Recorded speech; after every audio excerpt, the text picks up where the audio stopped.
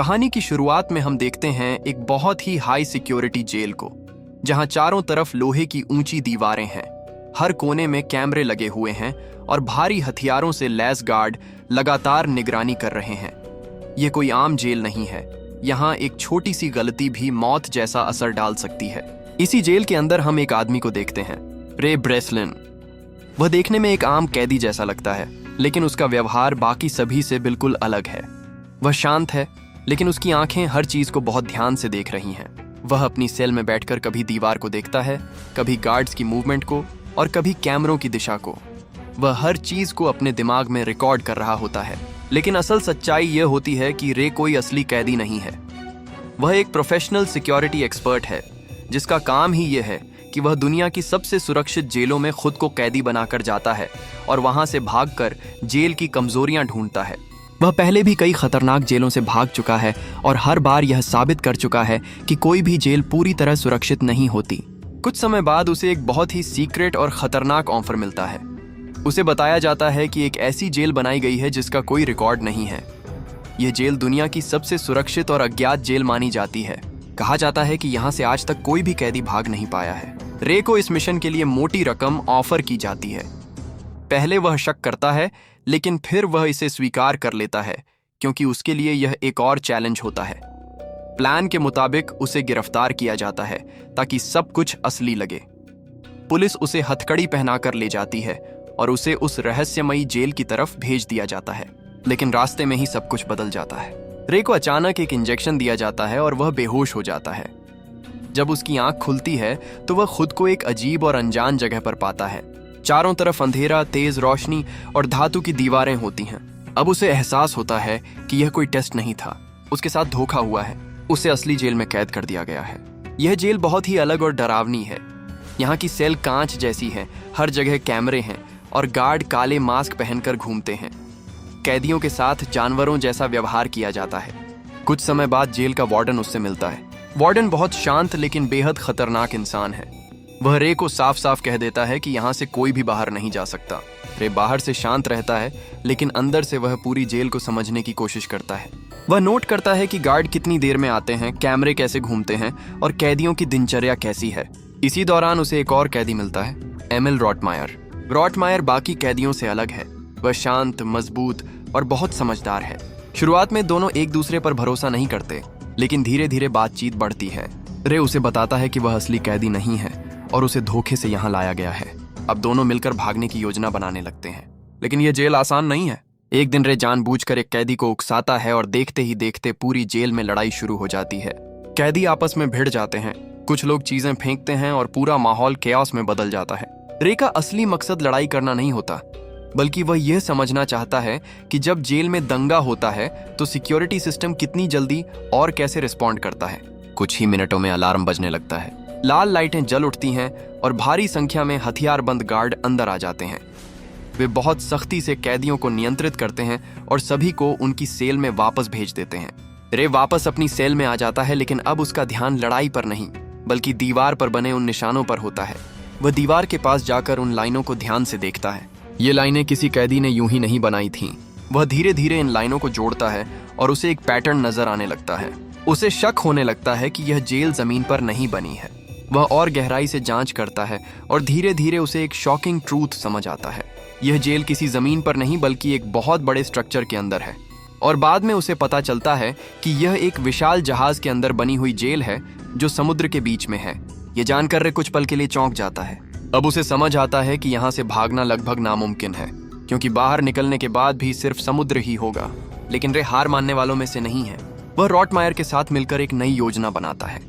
दोनों तय करते हैं कि पहले जेल की सुरक्षा को कमजोर किया जाएगा और फिर सही समय पर भागने की कोशिश करेंगे। वह जानबूझकर एक स्मॉल डिस्टर्बेंस क्रिएट करता है। वह अपनी सेल में ऐसा बिहेवियर करता है जिससे सिक्योरिटी रिएक्ट करे। जैसे ही गार्ड्स डिस्ट्रैक्ट होते हैं, वह दीवार के पास जाकर एक हिडन मेटल पार्ट को नोटिस करता है जो शायद ओल्ड कम्युनिकेशन पाथ का हिस्सा हो सकता है। उसी समय जेल में हल्का केओस शुरू हो जाता है। गार्ड्स नर्वस हो जाते हैं, लेकिन अभी फुल लॉकडाउन नहीं होता और दूसरी तरफ से मूवमेंट शुरू करता है। पहली बार दोनों इनडायरेक्टली सिंक्रोनाइज्ड होते हैं। अब कहानी का सबसे इंपॉर्टेंट पार्ट शुरू होता है। वार्डन का शक पूरी तरह कंफर्म होने लगता है।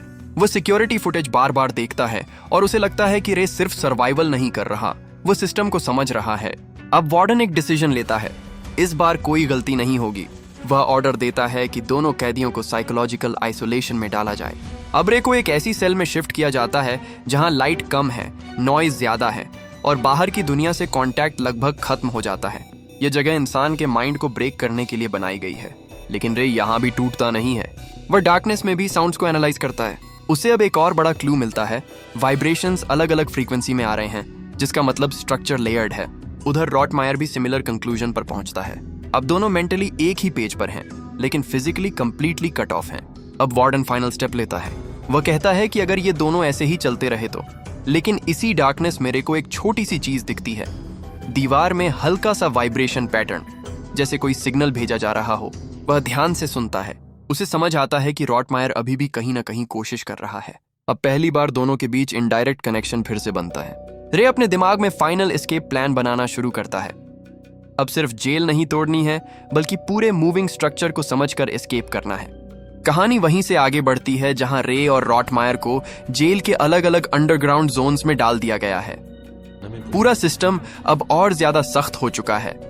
हर तरफ हेवी सिक्योरिटी है, हर कैदी पर नजर रखी जा रही है और वार्डन खुद हर मूवमेंट मॉनिटर कर रहा है। लेकिन अब जेल के अंदर एक अजीब सी बेचैनी फैल चुकी है। रे अपनी अंधेरी सेल में अकेला बैठा होता है। चारों तरफ सिर्फ मशीनों की आवाजें, धातु की कंपन और दूर दूर तक गार्ड्स की फुटस्टेप्स सुनाई देती हैं। लेकिन रे का दिमाग लगातार काम कर रहा होता है। वह हर वाइब्रेशन को महसूस करता है, हर हल्की आवाज को एनालाइज करता है। धीरे धीरे उसे एक पैटर्न समझ आने लगता है। यह जेल कोई साधारण बिल्डिंग नहीं है, बल्कि एक विशाल मूविंग स्ट्रक्चर है जो लगातार समुद्र के बीच चल रहा है। दीवारें नहीं, बल्कि पूरा सिस्टम मूव करता है। उधर रॉटमायर भी अलग जोन में इसी सच्चाई को समझ चुका होता है। वह अपनी ताकत और समझ का इस्तेमाल करके दीवारों पर छोटे छोटे सिग्नल्स छोड़ता है। टैपिंग, स्क्रैचेस और टाइमिंग पैटर्न्स। अब पहली बार दोनों के बीच एक इनडायरेक्ट कनेक्शन बनता है। रे उन पैटर्न्स को डिकोड करता है और समझ जाता है कि रॉटमायर अभी भी अलाइव है और प्लान को आगे बढ़ा रहा है। अब दोनों मेंटली एक ही डायरेक्शन में आ जाते हैं। लेकिन वार्डन को अब पूरा शक हो चुका है। वह सिक्योरिटी रूम में बैठा होता है, लगातार स्क्रीन्स देख रहा है।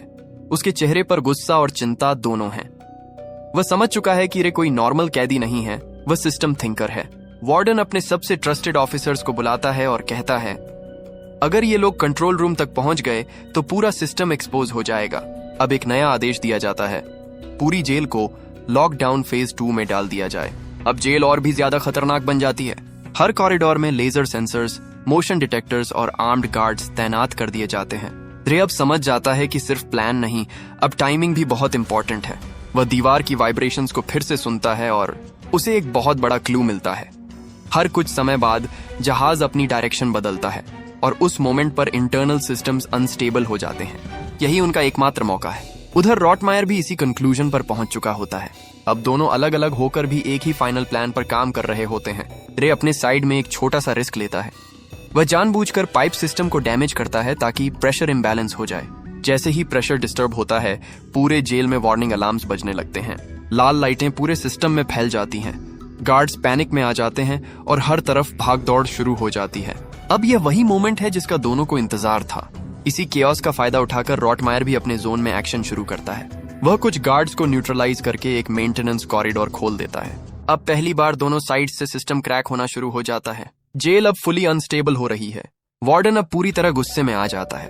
वह चिल्लाकर कहता है, इन दोनों को खत्म कर दो अभी।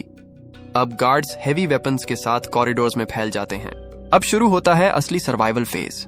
रे नैरो मेटल कॉरिडोर्स में दौड़ रहा होता है। हर तरफ अलार्म्स, स्पार्क्स और टूटते हुए पाइप्स हैं। वह हर स्टेप कैलकुलेट कर रहा होता है। उधर रॉटमायर एक ग्रुप ऑफ गार्ड्स से लड़ता है। वह अपनी ताकत से उन्हें पीछे धकेलता है और आगे बढ़ता है। अब दोनों का गोल एक ही है, सेंट्रल कंट्रोल रूम। लेकिन रास्ता बहुत खतरनाक है। एक कॉरिडोर में लेजर ग्रिड एक्टिवेशन होता है। रे बहुत मुश्किल से खुद को बचाता है। एक छोटी सी गलती उसकी जान ले सकती थी। दूसरी तरफ रॉटमायर एक हेवी सिक्योरिटी डोर तोड़कर आगे बढ़ता है। अब दोनों फाइनली एक पॉइंट पर पहुंचते हैं, जहाज के कोर स्ट्रक्चर के पास। यहाँ दीवारें और भी थिक हैं, आवाजें और भी तेज हैं और वाइब्रेशन बहुत ज्यादा है। अब रे को पूरा यकीन हो जाता है कि वे सच में एक मैसिव प्रिजन शिप के अंदर हैं। और यह शिप लगातार मूव कर रहा है। अब फाइनल फेज शुरू होता है। रे और रॉटमायर पहली बार सीधे मिलते हैं। दोनों कुछ सेकंड एक दूसरे को देखते हैं। बिना कुछ बोले समझ जाते हैं कि अब सिर्फ एक ही मौका है। अब वे दोनों साथ मिलकर कंट्रोल रूम की तरफ बढ़ते हैं। लेकिन तभी वार्डन सामने आ जाता है। यह फाइनल कॉन्फ्रंटेशन है। वार्डन बिल्कुल शांत खड़ा होता है। वह कहता है, तुम लोग समझते नहीं हो, यह जगह एस्केप करने के लिए नहीं बनी है। यह सिस्टम दुनिया से छुपाने के लिए बना है। रे उसकी तरफ देखता है और कहता है, हर सिस्टम में एक कमजोरी होती है, बस उसे ढूंढना आता होना चाहिए। अब टेंशन पीक पर है। वार्डन सिक्योरिटी ट्रिगर करता है और पूरा सिस्टम इमरजेंसी लॉक में चला जाता है। पूरा जहाज जोर से शेक करने लगता है। अब टाइम बहुत कम है।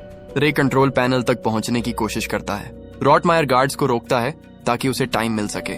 अब कॉरिडोर्स में फुल बैटल शुरू हो जाती है। गन फायर, लड़ाई, एक्सप्लोजन्स, अलार्म्स, सब कुछ एक साथ चल रहा होता है। रे फाइनली कंट्रोल पैनल तक पहुंच जाता है। वह इमरजेंसी ओवरराइड सीक्वेंस शुरू करता है, लेकिन सिस्टम हेविली एन्क्रिप्टेड है। वह हर कोड को तेजी से क्रैक करता है। उधर रॉटमायर लगभग गिरने वाला होता है, लेकिन फिर भी गार्ड्स को रोकता रहता है। अब जहाज और भी ज्यादा अनस्टेबल हो जाता है।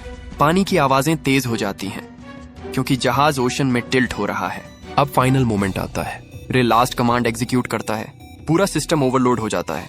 इमरजेंसी एस्केप हैच एक्टिवेट होता है।